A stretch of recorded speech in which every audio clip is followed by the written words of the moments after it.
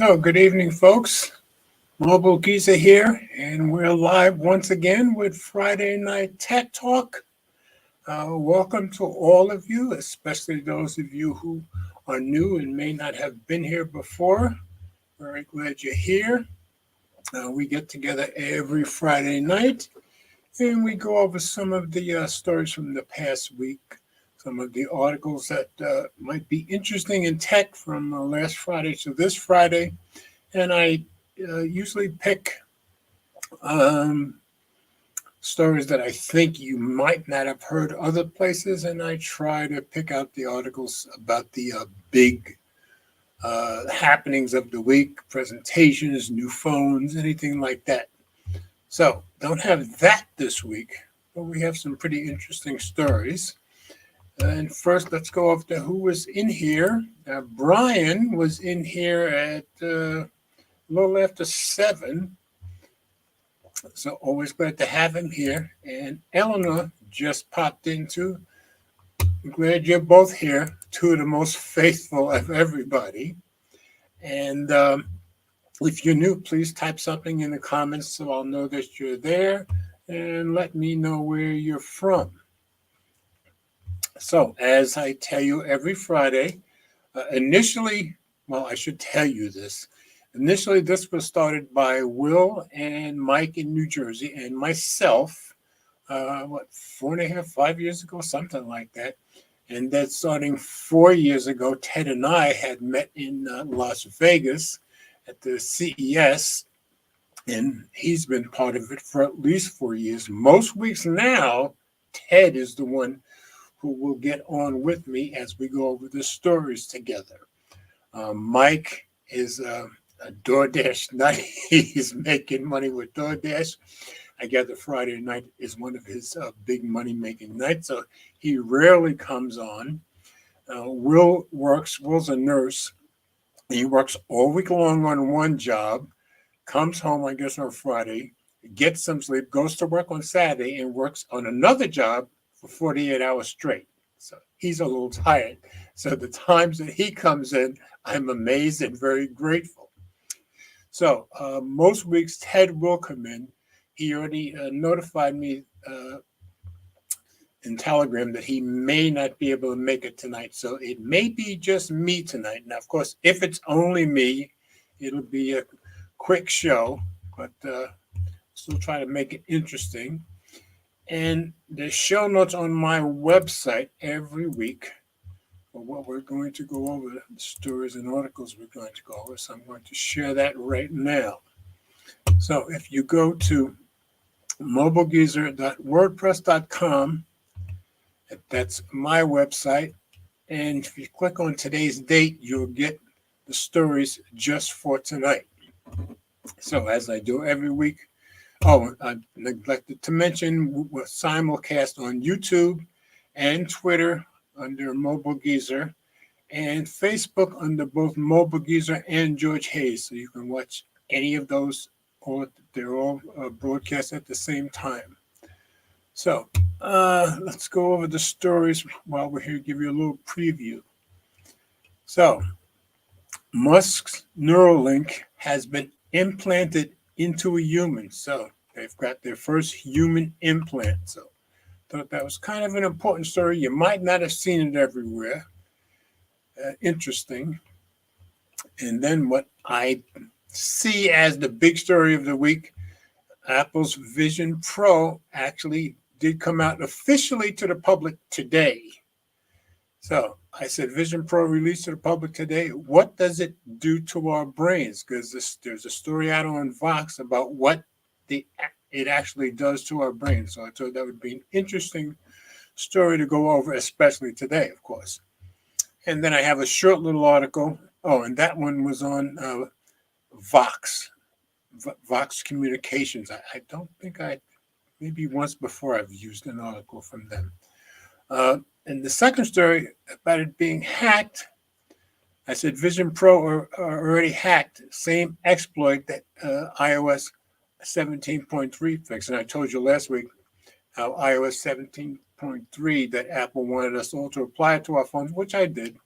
for a specific hack. Well, that hack is also uh, can be had into the Vision Pro. So we'll go over that. That's just a very quick little article. And then, the deep fakes are getting out of control. And I said, how out of control will the deep fakes get? And I found an article on a site called Fast Company. Very interesting article. So we'll go over that. And of course, since the Galaxy S24, everybody's talking about circle to search AI on the phone, on both the Pixel phone and the Galaxy S24. So we're going to, this a guy wrote an article that I guess he didn't like AI. So it said, can circle to search make one like generative AI? I think it did in his case. So we'll go over that. That's on Tech Radar. And I'm kind of Tech Radar heavy tonight. So, that happens with me, with certain sites. Then we'll have the App Store is finally going to open up, I guess, next month in the EU, because Apple was forced to do that just in the EU. So here's an article. I called it Pondering the Look and Function of Alternative iPhone App Stores. So somebody came up with an article about one alternative app store and what it's going to look like. And then finally, I said, just how smooth will gaming be on the OnePlus 12? I found an article. I talked about some of the tech that's in the OnePlus 12 that should make gaming very smooth, especially for you guys who really like games. Me, I'm pretty much an Asphalt 9 guy, at least with the phone. So we'll see how smooth it makes it, but just thought it was an interesting article. So those are the articles we're going to go over tonight. And if Ted or Will do come in, I will certainly let you guys know. And so nothing else new in the comments. So we're going to start on the stories. So I said, Neuralink has been implanted into a human. That was on Tom's Guide. So let's go to Tom's Guide and we'll take a quick look. This was published 3 days ago by Elise Stanley. I said, Elon Musk says first Neuralink product lets you control your phone just by thinking. And it's been implanted into a human. So we'll go into read a view and see if we can get rid of some of these ads. Okay, the brain-computer interface startup Neuralink has successfully implanted a device in its first human patient, tech billionaire founder Elon Musk said this week, paving the way for a product he claims would let people control almost any external device just by thinking. So we really are in a sci-fi world these days. Neuralink's first product, which will be called telepathy, as Musk revealed today on X, will enable users to control a smartphone, computer, or other device via their brain. So you can control it by thinking about it. Imagine if Stephen Hawking could communicate faster than a speed typist or auctioneer. That is the goal, he said. He added that the next set of true trial participants will be people who have lost the use of their limbs. I mean, he's really trying to do good work. I got to give him credit. Earlier this week, Musk posted on X that the implant's first human patient, whom he did not identify, had received an implant Sunday and is recovering well after the surgery, thank God. The initial results showed promising neuron spike detection, he said. Spikes are a kind of catch-all term for any activity by neuron special cells that use electrical and chemical signals to relay information in the brain and body. So it's how you use your mind to control things. So get past that commercial. Okay, neither Neuralink nor Musk have provided any further details about the operation or patient. But from the sound of it, it seems like the implant is successfully detecting neural signals from the patient's brain. There's still a lot we don't know about this sci-fi sounding tech, But Neuralink has said the implant's ultrafine threads help transmit signals in participants' brains. Of course, Musk's comments should always be taken with a sizable pinch of salt. Yes, since he owns the company, but a successful human trial does tease some of the exciting avenues of what the technology could accomplish. Beyond communication, Musk and Neuralink aim to use the implant technology to try to restore sight and help patients with spinal injuries walk again. Very, very commendable. In the past, Musk has name-checked Alzheimer's and Parkinson's as two neurological disorders that could benefit from Neuralink's work. In September, Neuralink announced it received FDA approval to seek human trial participants for its precise, robotically implanted brain-computer interface. And I reported on that story back in September. Clinical trials. As part of the study, a Neuralink surgical reboot removes a section. As part of the study, a Neuralink surgical robot removes a section of the patient's skull, so a robot did the actual work, to allow for the placement of the implant on the region of the brain that deals with movement intention. This implant would then record and transmit data to an app that interprets the person's brain activity into input directions to use an external device like a keyboard or cursor with their thoughts alone.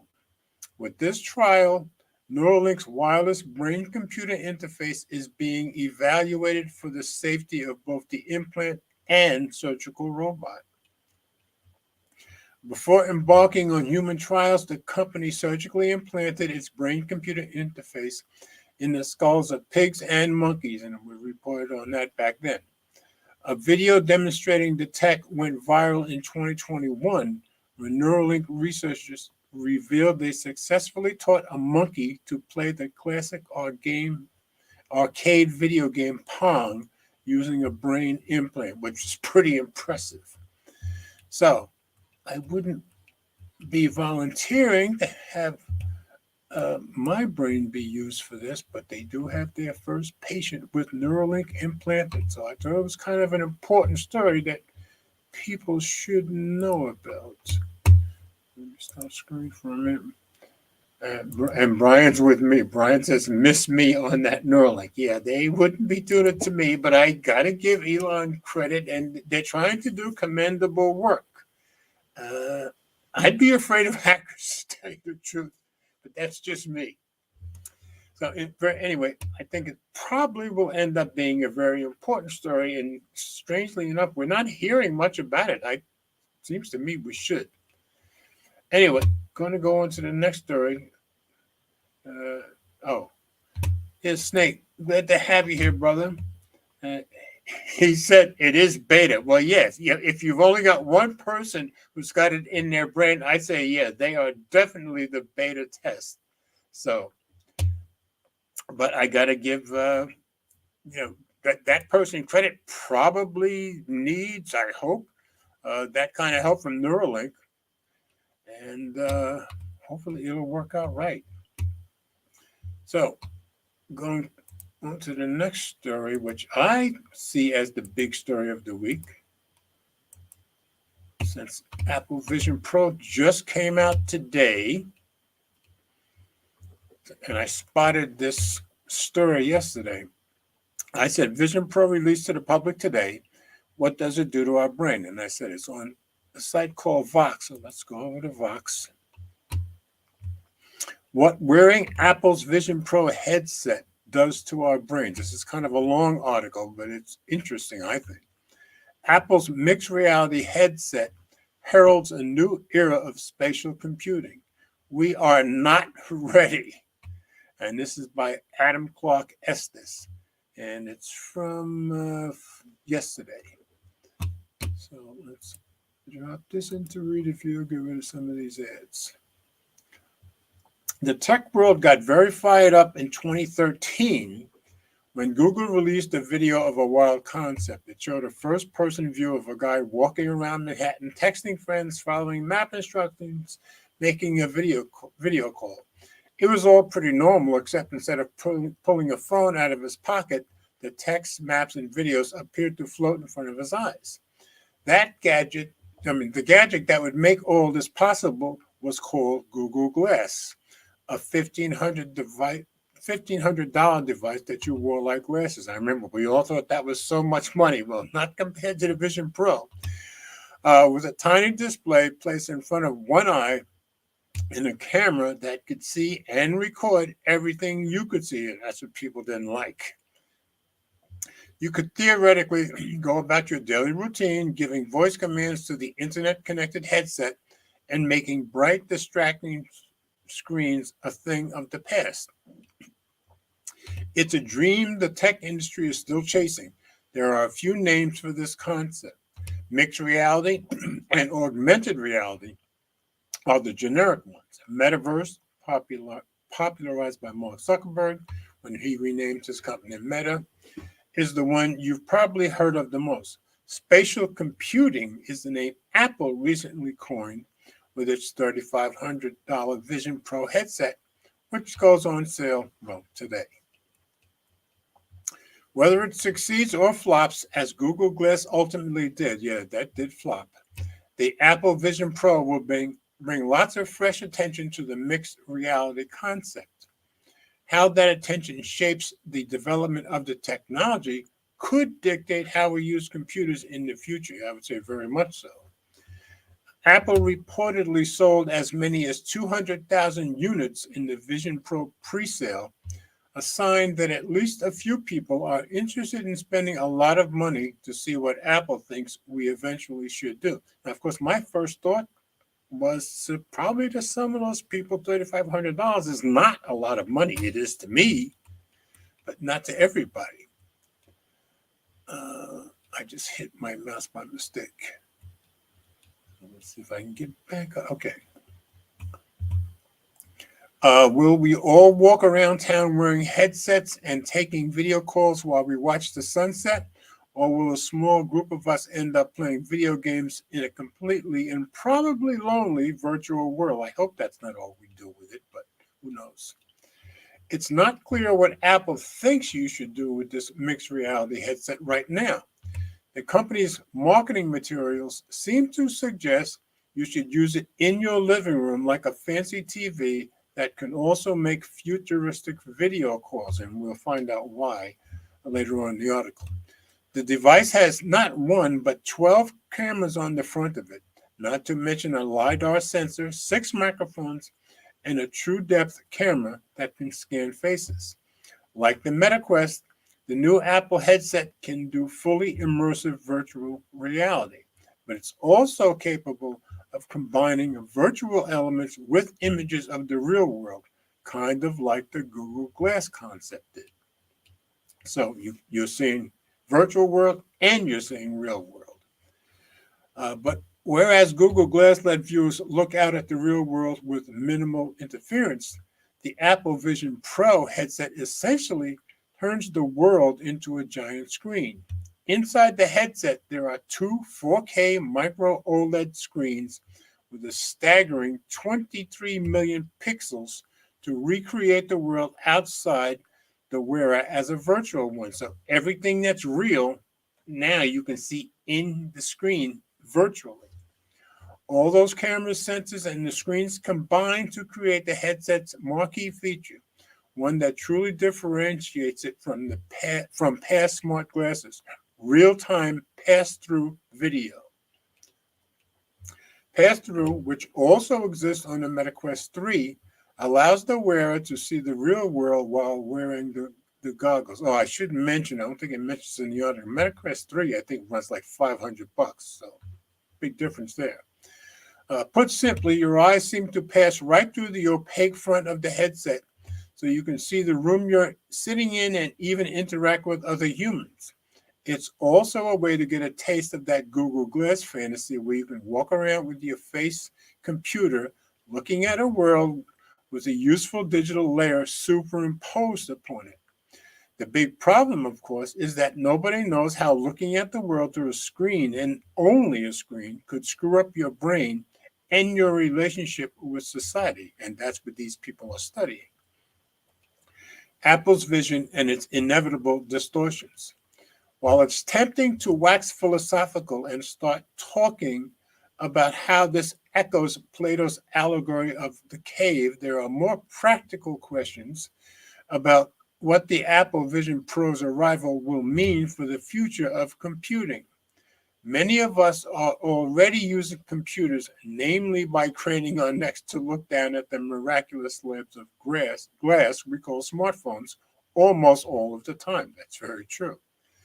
The smartphone freed computing from the computer and turned it into something we can carry with us everywhere. They've already changed how we see and interact with the real world, as anyone who's watched someone disappear into their iPhone knows. So if a radically new device like a headset or set of glasses becomes the dominant computer technology, it will change how we see the world. The question is how. It's Tim Cook talking to the media when it first came out. A group of researchers, now here's where it gets important, where we get down to the meat of this and how it affects us.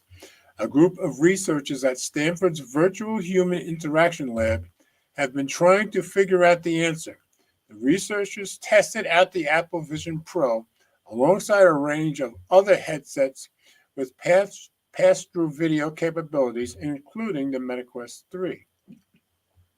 The researchers explored the psychological impacts of living life in pass-through video by wearing these headsets for hours at a time.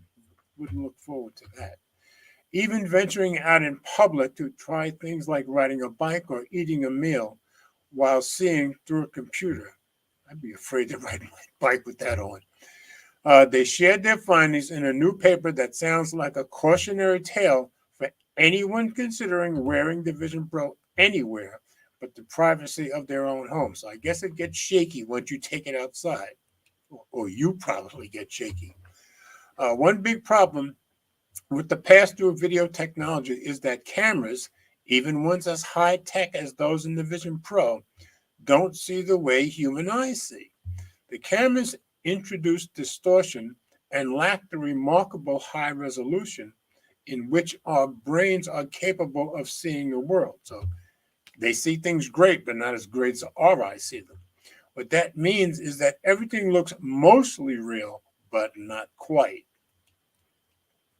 The Stanford researchers explained that objects close to your face end up looking unusually large in pass-through. So eating with a fork is a real nightmare, I can imagine. Headset wearers also tended to underestimate distances, which makes pressing an elevator buttons a fun guessing game. So I guess everything probably is much closer than it looks like. That's my guess. And because nothing looks quite right, headset wearers tended to move tentatively and slowly while walking. Yeah, I think I'd be moving slowly too. You can almost picture them looking lost and overwhelmed at times. The time spent observing the world through the headset isn't the most alarming part of the experiment. Okay, so it gets worse. It's once they took the headsets off that the researchers' minds really started playing tricks on them. The human brain can generally adapt to changes in vision and effectively correct for any distortion. And it's possible that Apple could push software updates that solve the distortion problem. But when the headsets came off, it took time for the researchers' brains to return to normal. So they misjudged distances again. So this stays with you a while, I gather, after you take it off. Many also reported symptoms of simulator sickness, nausea, dizziness, headaches. That will sound familiar to anyone who spent much time using a VR headset. Yeah, when the VR thing was really hot, a lot of people were getting sick from that. I remember Jerry from Android Central, he always did. Me, it never phased me in the lightest and didn't seem to affect me. Then there are the social effects. While wearing Google Glass in public invited ridicule a decade ago, headsets like the MetaQuest and soon enough the Apple Vision Pro will look more familiar to present day observers. Yeah, I think everybody's kind of gotten used to the idea, at least we've all heard of it. So it wouldn't be as big a deal out in public, I don't think. You don't see people wearing them in public a lot, but it's not out of the question. The researchers trying to live life with pass-through capable headsets said they didn't experience many negative reactions to what they were doing. Well, that's good. Instead, they felt incredibly self-conscious, really, you think, to be navigating the world through goggles, and some experienced something called social absence. The researchers described this sensation in the paper. People in the real world simply felt less real. Being in public could sometimes feel more like watching TV. Okay, I can see that, than interacting face to face. So it just didn't seem real, I guess. It was often embarrassing to interact with strangers while wearing a headset. Jeremy Bailenson, who led the study and is the founding director of Stanford VHAL, has spent the last 25 years studying the psychological effects of virtual and mixed reality. He doesn't think this technology should be used all day long. I don't think so either, or even every day, in part because of how socially isolating it can be. His lab has developed a framework it calls DICE. Now get this, that's an acronym for dangerous, impossible, counterproductive, or expensive. The use cases that make the most sense for employing VR and mixed reality technology. That doesn't sound good at all. Training firefighters, rehabilitating stroke victims, learning art history via sculpture museums, time traveling to understand climate change are all examples that fit squarely in DICE. Yes, but you could do that all at home. Bailenson told Vox, checking your email, watching movies, and journal office work do not. Let's use the medium where it earns its keep. Yeah, you can do the rest on a phone or a computer. The inevitable growing pains of technological process. Setting aside Plato's cave of it all, it's obvious that on a practical level, this new feature of face computers is at the very least going to be awkward for everyone. Yeah, I can see that. The Apple Vision Pro may be a marvel of modern industrial design benefiting its four-figure price tag, but it still looks like a gaudy set of ski goggles. That's true. Apple even tried to make them feel less awkward for those not wearing them with a feature called EyeSight that shows the eyes of the wearer on a display built into the front side of the headset. But people still think it's creepy. Yeah, everybody said when you looked at somebody wearing them and you could see their eyes through the thing, it just was creepy. Everybody said that. Meanwhile, in an effort to make the headset less bulky, Apple gave it a tethered external battery that people have to carry in their pockets, ensuring a bit of a cyborg vibe for the wearer's outfit. It's all far from natural. David Lindelbauer, a professor who leads the Augmented Perception Lab at Carnegie Mellon University, doubts that we'll see people talking to their friends while wearing Vision Pro headsets at coffee shops in the near future. Yeah, I doubt that too. It's simply strange to talk to someone whose face you can't fully see. Socially, we're not used to it, Lindelbauer said, and I don't think we even know if we ever want to get used to this asymmetry in a communication where I can see that I'm me, aware of the device, can see your face, can see all your mimics, all your gestures, and you only see a fraction of it.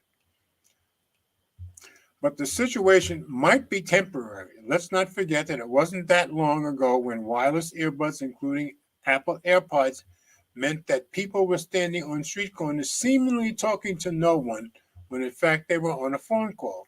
If the hardware continues to get better and smaller, and I think smaller is one of the keys here, we might see people standing on street corners wearing regular-looking eyeglasses, staring off into space, tapping their fingers in the air, that's true, because their glasses are projecting a digital layer onto the physical world. They could be looking for a friend down the street while simultaneously watching a TikTok video and talking to a voice assistant. That kind of thing will definitely look unusual the first time you see it. That's probably very true. This is still the big dream for computing. Google Glass did not end up being the mixed reality device that changed the world, but you have to assume that Apple is investing billions in mixed reality. It will likely take years for the Vision Pro and its successors to take off like the iPhone or iPad. But one day, Apple wants to see how people use a headset that turns your entire world into a computer. Yes, Zuckerberg wants to see that too. That's actually what Apple Vision Pro promises to do. The era of spatial computing has arrived, said Apple CEO Tim Cook in early January. The Vision Pro, he said, will redefine how we connect, create, and explore. But for now, the catch is it will probably just do those things while you're inside your home. Mixed reality or spatial computing, or whatever you want to call it, is still an experiment. We're not ready for it on a number of levels. Yeah, I agree with that. The hardware isn't there yet, or we wouldn't have to wear heavy ski goggles shaped headsets and carry battery packs in our pockets. Yeah, and everybody says it's really, really heavy.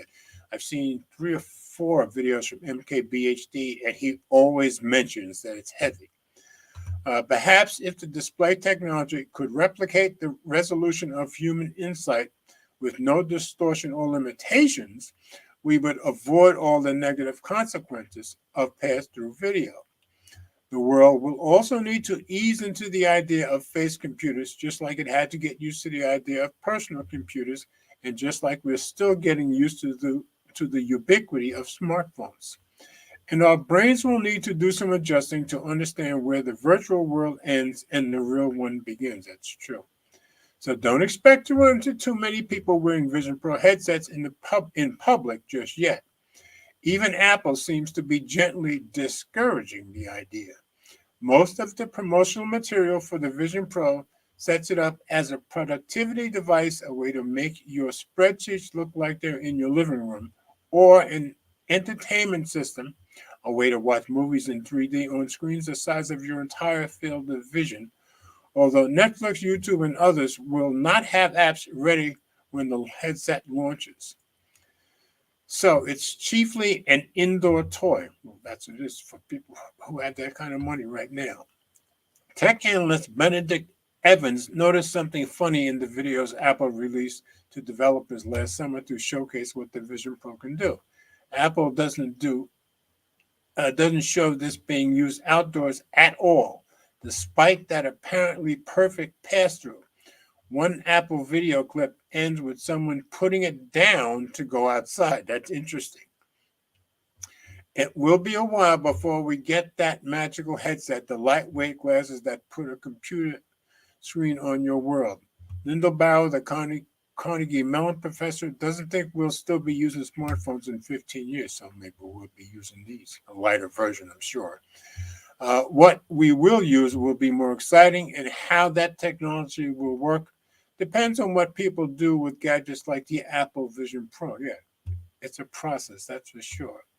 If people who buy the headset don't like seeing the world through a screen, watching the moments of their lives fly by like shadows on the wall of a cave, someone will just have to build something better and hopefully cheaper. So that's the whole article. So it's interesting that it seems like it's worse when you take it off than when you have it on, at least for a little while. So I just thought that was a very, very interesting article. Let me stop screen for a minute. All right, Big House is here. Hey, Big House. Good to have you here, brother. And Brian says, I don't know, wearing those headsets out in public is going to get you mugged. Well, maybe. I guess no, I don't think so, because I remember I would think could get you mugged if somebody was moving fast and coming at you fast and you didn't see it for a second. But I do remember MKBHD said it's milliseconds that it catches up that fast, so you're not going to notice a difference. So hopefully, I think you could probably get mugged from behind. So yeah, I don't think I'd be wearing this outside, and it sounds like Apple is not encouraging anybody to wear outside. So, Brian, thank you as always, sir. You're always so faithful. Let's see, big house. Okay. So, anyway, a very interesting article. If I had $3,500 to waste, I'd probably give them a try, but I don't. So, I'm sure they're interested. And there's a ton of people trying them out on YouTube, so you can see lots and lots of videos on them. Okay, nobody new came in. Like I said, I don't think Ted. I think Ted probably won't make it tonight. So let's go back to our stories. Share screen again. And like I said, it's going to be an early night with just me being the only one here. So I just thought this was an interesting article. How out of control will the deep fakes get? And this is on a site called Fast Company. So let's go take a look. AI deep fakes get very real as 2024 election season begins. Recent incidents with fake Biden robocall and explicit Taylor Swift deepfakes. Yeah, I felt so bad for her with people putting that phony stuff out with her naked and stuff last week on Twitter. Could further ratchet up disinformation fears. Yeah, how are we going to have an honest election? Maybe not possible. Who knows? So this was written 31st, and I'm going to by Mark Sullivan, and I'm going to put this in reader view, see if we can get rid of some of these ads. Okay. AI deepfake tech is advancing faster than legal frameworks to control it. That's not good. Over the past 2 weeks, the world got a preview of the kind of damage AI deepfakes are capable of inflicting. Some New Hampshire voters received robocalls featuring an AI-generated Joe Biden telling them not to vote in the state primary election. And of course, it was pure fake. Just days later, 4chan and Telegram users generated explicit deepfakes of pop star Taylor Swift using a diffusion model-powered image generator. The images quickly spread across the internet, and that was very embarrassing for her. Though details remain scarce in both cases, we don't know who created the fake Biden robocall, nor do we know what tool was used to make the Swift deepfakes. It's clear that we may just be at the beginning of a long and ugly road. Yeah, I can understand that. It's going to get very hard to tell what's real.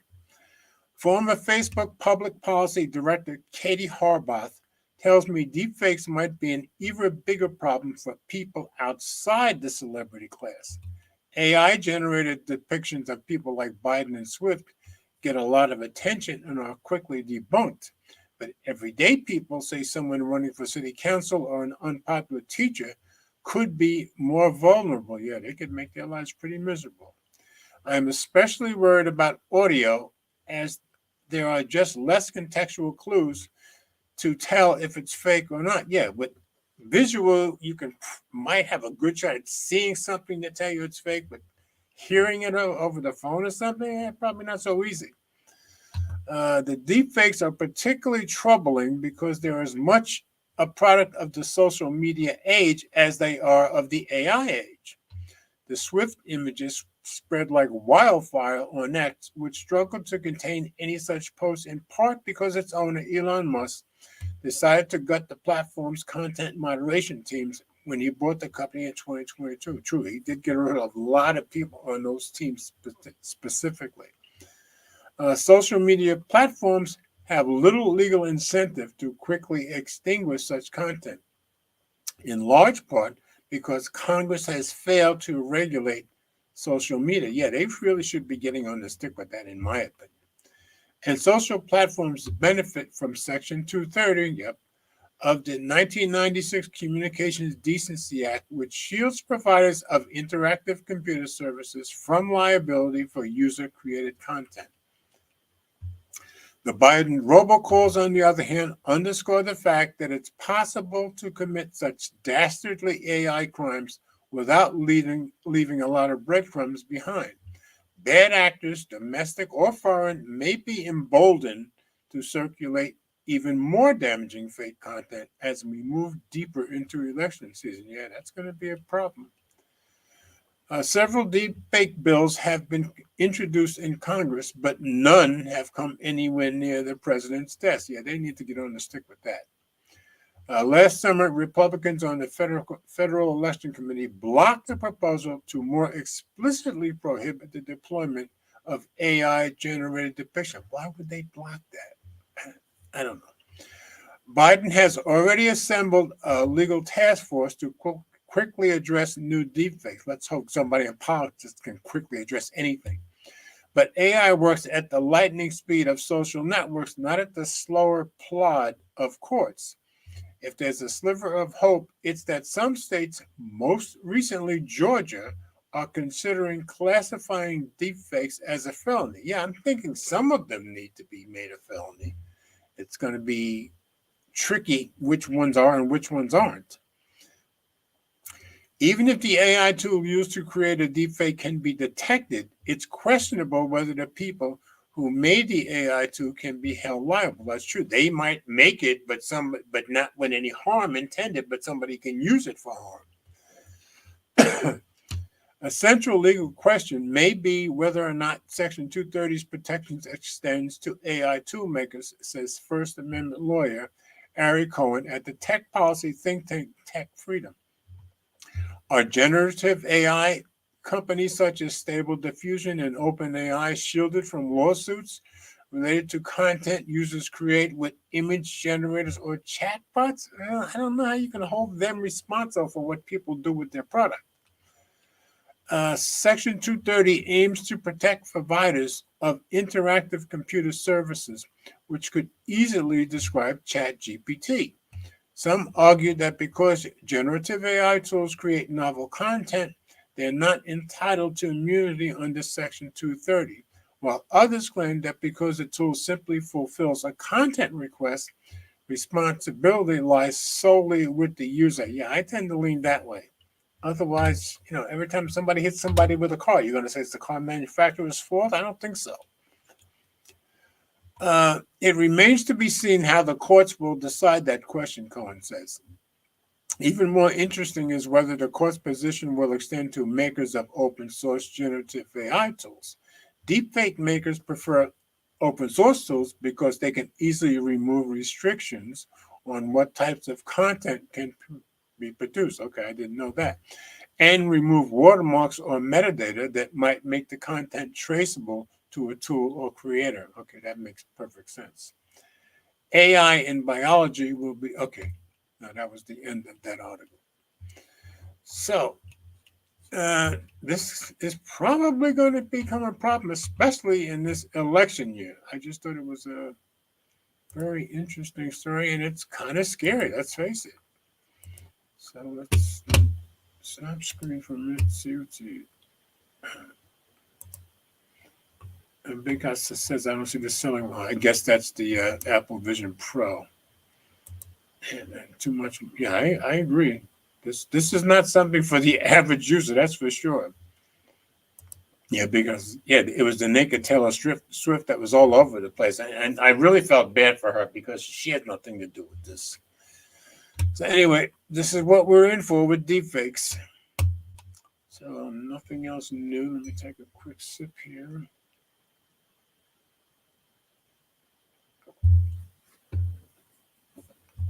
And we'll go back to the stories.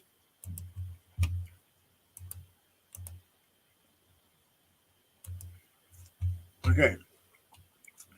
And ever since S24 came out, Circle to Search is a big deal. And of course, with Pixel also. So I just said, can Circle to Search make one like generative AI? Because I gather that this guy, another Tech Radar article, didn't until Circle to Search. So I said guy, it might be a lady, I'm not even sure. No, I was right, it was a guy. So, circle to search on the Samsung Galaxy S24 Ultra gives me a reason not to hate generative AI. So, I gather he wasn't a fan up until now. By Roland Moore Collier, published 3 days ago. Circle to search on the Samsung Galaxy S24 Ultra is a mini marvel. So, he's very impressed. Now, of course, we all know that I didn't get the S24. So, interesting stories, but I don't have it, and probably I'm not going to. I'm probably going to get another S23 Ultra after I get my OnePlus 12, which should be here tomorrow, I believe. Initially, it was going to be a week from Monday, but I gather it's going to get here tomorrow. That's I just got a message from FedEx telling me that. So, artificial intelligence, aka AI, has been around in smartphones for a good few years, and features ranging from clever ways to get the most out of your photos to smartly transcribing voice recordings. But recently, we've moved from the idea of AI doing the heavy lifting of tedious tasks to generative AI. Now they're talking real generative AI, whereby machine learning algorithms can actually make new stuff or serve up fresh information based on user prompts. Both the Samsung Galaxy S24 series and the new Google Pixel 8 and Pixel 8 Pro phones come with generative AI features. These have been focused on photo editing and live translations. The letter, I think he meant ladder, I turned my nose up at a little, preferring to try and get the best shot first time than editing to perfection. Heck, I'm not even a fan of filters and the likes of Instagram. Okay, so he likes things for real. And I've not felt the need yet to stick my phone near someone's mouth in order to get their speech translated.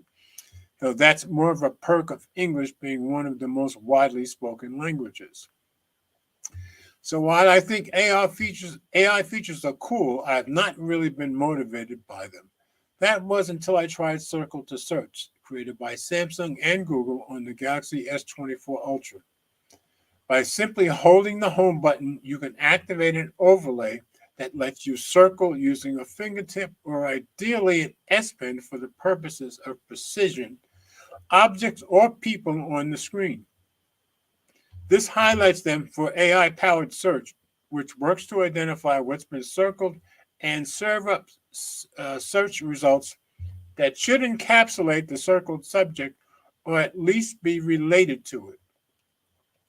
For example, you could fire up Circle to Search, circle a photo of someone's shoes, and then hope the AI could serve up results that show you what shoes they are or the brand of footwear at a minimum. And I talked about that in last week's show and showed you some of those examples. As you'll see in the TikTok video below, I put Circle to Search to the test and I was rather impressed. It didn't really slip up, serving me solid results for a selection of circled objects. And I think we can still see those pictures in here. No, maybe not. All right, let me drop this out of reader view. Hopefully it will show us the pictures.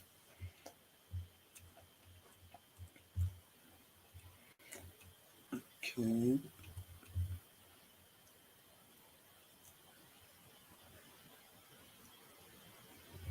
Okay, so if we click here, you won't hear it, but you'll see it. Should I click the one?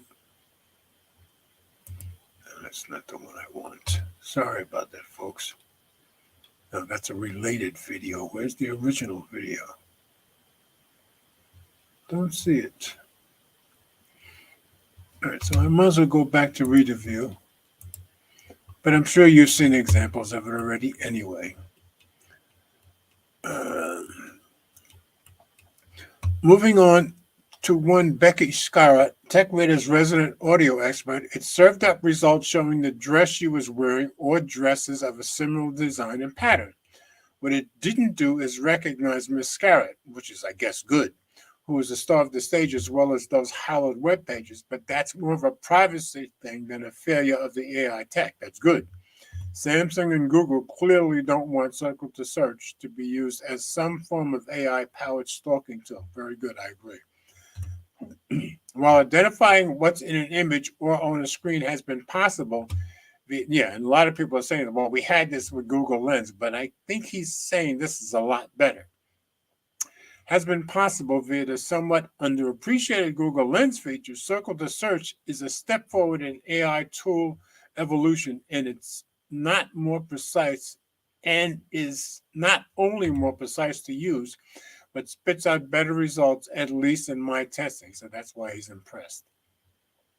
It also feels like a genuinely useful AI tool. While I'm sure there are plenty of tech-centered pseudo-creative types using AI to make artwork for various things, or using the likes of ChatGPT to produce wedding speeches or other content, I'd much rather the media I consume, virtual, or I think he meant virtual or physical, comes from a human, as I still don't think AI can master the human touch provided by a thoughtful article or an expressive painting. But Circle to Search is a very practical AI-based feature that's easy to use and serves up effective information. Yeah, it does seem very easy to use. It's also available on the Galaxy S24 and S24 Plus, and will be coming to Pixel phones as well, meaning you don't have to fork out a wad of cash for the expensive S24 Ultra. Though, take a look at our S24, blah, blah, blah. And I believe the rumor is it'll be coming to the S23 Ultra at some point, which I expect to have again. I'll probably get a second-hand S23 Ultra, but probably in a few weeks. My hope is that we'll see more generative AI tools come to the fore, where they help the average person rather than just being used by so-called tech bros to trim human workforces. Maybe I'm being an optimist here, but either way, Circle to Search feels like a mini marvel and something properly interesting and practical for the smartphone world to embrace. So I'm glad he's impressed with it. I'm guessing I will be too when I get around to getting it on something. So, interesting article. Let's see, anything new? Okay, Big House said this feature is supposed to be coming to the Pixel 8 series. Yeah, I gather it's already on the Pixel 8 and Pixel 8 Pro. That's what I've read, and that's what that story said also. Now, I have a Pixel 7. I don't know if it'll be coming to that at some point, but I wouldn't doubt that I'd have that traded in before it gets there. But I do expect to get a secondhand S23 Ultra, so hopefully it'll be coming to that fairly soon. And nothing else new, so let's go back to the next story. And, we talk about how Apple has to let alternative app stores in the EU, not here, but just in the EU. So somebody is showing how it might look. So I just said, pondering the look and function of alternative iPhone app stores. Once again, we're on Tech Radar. And this was January 26th, and it's by Alex Blake. Here's what alternative iPhone app stores will look like and how they'll work. Side loading is coming in hot. Well, yeah, it would be on an iPhone because you haven't been able to do it up to now. Not real side loading anyway. So let's go into the view. Big changes are coming to the iOS App Store for users in the European Union, as Apple has announced it will soon start allowing third-party app stores to distribute apps to users from a host of European nations. And now we've gained our first look at what these stores could look like. So it's all based on this one store. AltStore, an existing provider of side-loaded apps, has announced they're working on bringing their own alternative app store to iOS. That will move the store out of its current gray area. So I guess they've been doing it up to now, but now they'll be able to do it openly and legally. Out of its current gray area of providing unofficial apps and transform it into what its developer calls a legitimate app marketplace. Yeah, so this is the kind of developer this is made for, or the rule was made for. Right now, Old Store provides a range of apps that fall foul of Apple's existing App Store rules. For example, it hosts Delta, a Nintendo games console emulator, and UTM, a virtual machine that allows you to run Linux, Windows, and even more on iOS. I'll bet you there's a whole bunch of steps you got to get through, which probably will change. AltStore's developer did not outline exactly what changes it is planning to make, but one difference is likely to be the installation process. Yeah, I'm sure it was very complicated before. Right now, you'll have to install a server app onto your Mac or Windows PC, then connect your iOS device and install the app from your computer. So yeah, we eliminate all that hassle. Once AltStore is approved by Apple as that legitimate app marketplace, you will likely simply be able to download the AltStore app directly to your iPhone with no lengthy workaround process required. And this is what the EU wants. In theory, this will mean being able to download any apps you want, including ones that don't conform to Apple's own App Store guidelines. Now, of course, AltStore and whoever else has to be approved by Apple, but I'm sure the EU will be watching Apple to make sure they approve those they think should be approved.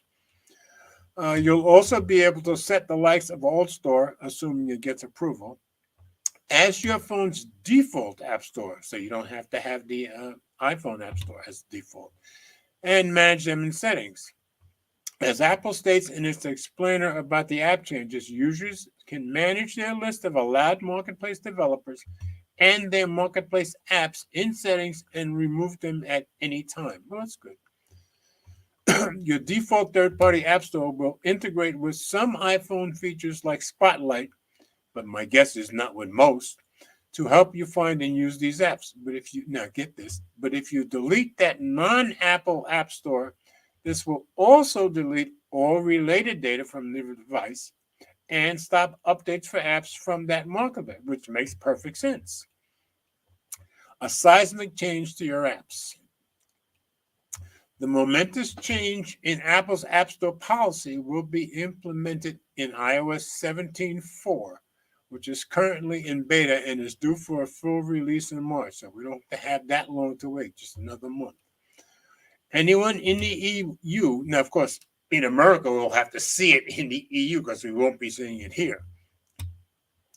Anyone in the EU will be able to install apps from third-party stores, and any developer will be able to release their own app store as long as they meet Apple's requirements for fraud prevention, customer service and experience, and can provide a €1 million credit note attesting to its ability to guarantee user support, which I guess is reasonable. However, despite the potential for this move to upend the way European users get their apps, there are a few catches attached to it, of course. For instance, Apple says that restrictions you place on in-app purchases using iOS's screen time feature will not work in third-party app stores. Well, that makes perfect sense. Likewise, family purchase sharing will be limited, as will the Ask to Buy feature, while universal purchases where apps you buy work across various Apple platforms won't be available. Again, that's Apple stuff. That's not yours, so that makes sense. That's because Apple won't be facilitating payments on third-party app stores, so won't be able to implement these features. Okay, that's fair. The company also says it won't be able to help users with refunds, purchase history, subscription management, and more. Yeah, it'll be up to the App Store to do that on their own. Apple has fought tooth and nail against this change, but its hand was forced by the EU's Digital Markets Act, which will start levying hefty fines against companies that don't open up their platforms from March onwards. Apple says this move is likely to provide new avenues for malware, fraud, and scams, illicit and harmful content. I'm sure they're right about that, and other privacy and security threats, and that it won't be lifting its App Store restrictions anywhere outside the EU, which I think is fair. It's possible the company might even be able to stop you by bypassing the geolocation restrictions using a VPN too. I think they have every right to do that. That said, opening up iOS in this way could lead to some more positive changes. Web browsers on iOS won't be forced to use Apple's WebKit engine, for example, and users will be given greater ability to change their default browser. And since you won't be using WebKit, you won't have those vulnerabilities that I told you about in iOS 17.3 and the one I just told you about, was it yesterday? That's in the Vision Pro. Payment apps will also gain access to Apple's NFC system. That surprises me, which is good, I guess, which could mean we start to see contactless alternatives to Apple Pay popping up. That was a surprise to me, but I guess that's good. With the EU breathing down its neck, Apple has been forced to begrudgingly make these changes. That could prompt other jurisdictions around the world to consider passing their own App Store laws, finally blasting a hole through Apple's long-standing walled garden. Yeah, I guess people are hoping it comes to America. That's perhaps something for the future. For now, AltStore has shown us what that future could look like. So just interesting that they picked one company to show you what it might look like. So I just thought that was a very interesting article, even though we're not going to have that in America, at least not as of now. Okay, nothing new in the comments, so we will continue on to my last story. Last story is about OnePlus 12, and mine's supposed to arrive tomorrow, so I'm all excited. And of course, I'll be testing the cameras against the OnePlus Open, which I gather are very close, but I want to see. So, just how smooth will gaming be on the OnePlus 12? Again, Tech Radar. I guess that's my side of the week. So I just thought it was interesting for people who might be interested in gaming on OnePlus 12. The OnePlus 12 breaks the limits of Android gaming by adding 120 FPS to all games. This is pretty interesting stuff. The OnePlus 12 levels up Android's game. Even if you're down at 60, they can pull it up to 120. And I gather they're claiming it'll be smooth. So that's interesting. So this is by James Ide, published 4 days ago. So let's drop into review. Rid of the ads. Some of the ads. The OnePlus 12 could improve gamers' experience by providing 120 frames per second to all Android games, living up to its smooth, beyond belief title. This feature was highlighted at the OnePlus launch event on January 23rd, that's true, along with an array of new features which could further improve gaming performance. Let's take a quick sip here.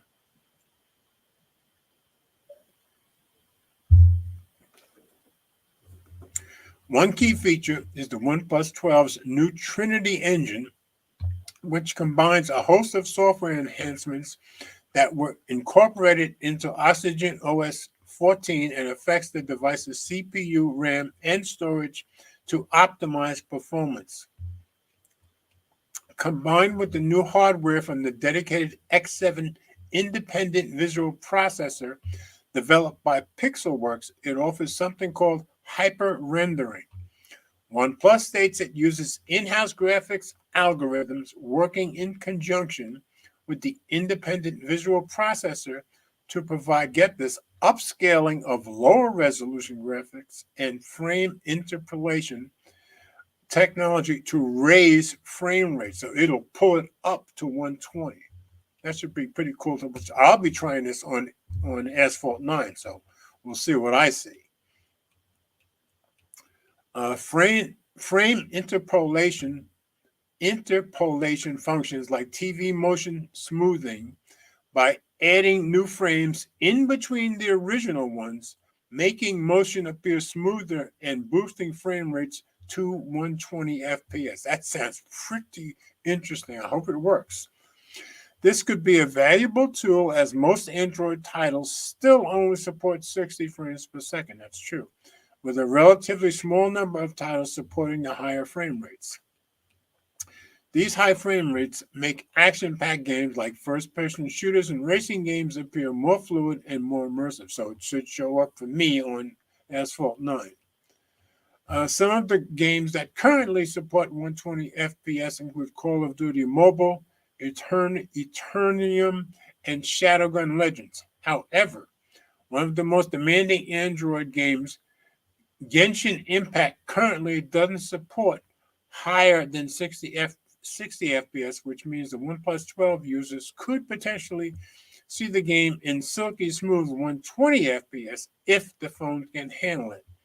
Yeah, I hadn't even heard of the Genshin Impact until the other day. I read about it somewhere. So it'd be nice if it makes it look like it's real 120 frames per second. Now, demanding performance.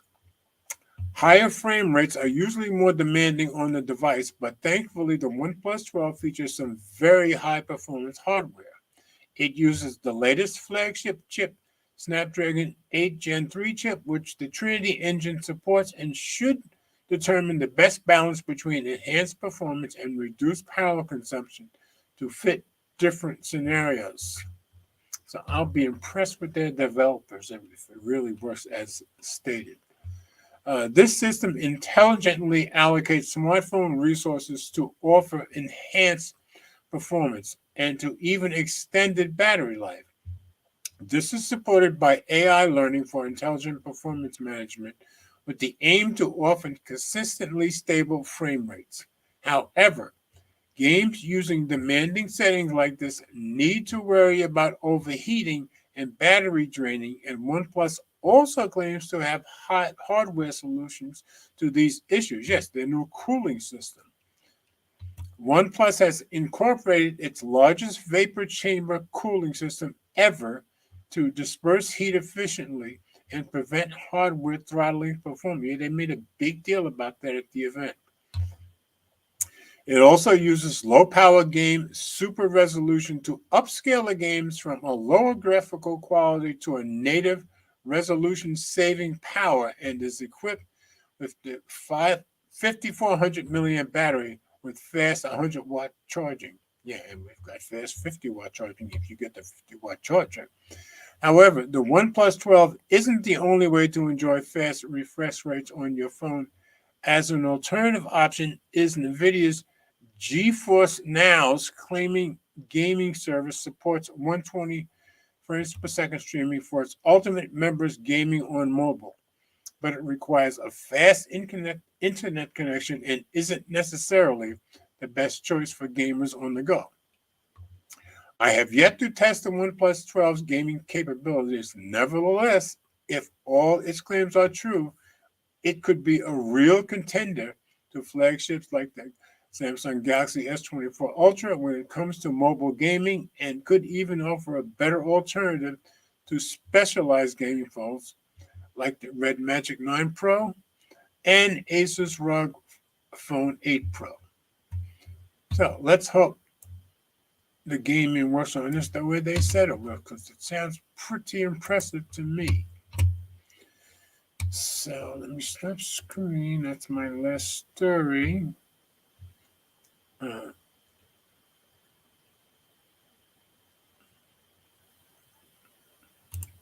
Yeah, Brian says they're just adding frames. Yeah, that's what they said in the article. They're adding frames, but it's supposed to be so smooth. It's supposed to make 60 look like 120. So I hope it does. I'll be certainly trying it out.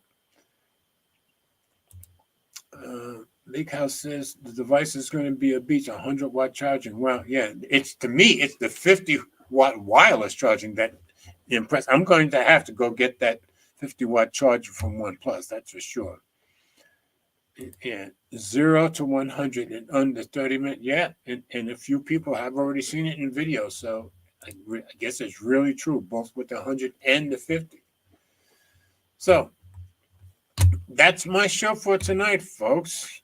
And less it okay with me being by myself. Of course, it's always better when Ted comes in, and especially when Will or Mike comes in. But I'm glad you guys hung around. And I think we did some interesting stories. I think the Neuralink story from Elon Musk is going to end up being a big deal. I mean, because this has actually been placed in somebody's brain. So, and of course, we'll be seeing a lot more Vision Pro stuff as we go along. So, thanks for everybody for coming by. I will be back next Friday, and we'll probably be showing off the OnePlus 12, hopefully, and we'll be talking about that and my reactions to it. So, I hope everybody has a very blessed weekend, and let's always remember we all do better when we love each other, and hopefully we'll see Ted next week. So, here comes the pregnant pause. See you next week, folks.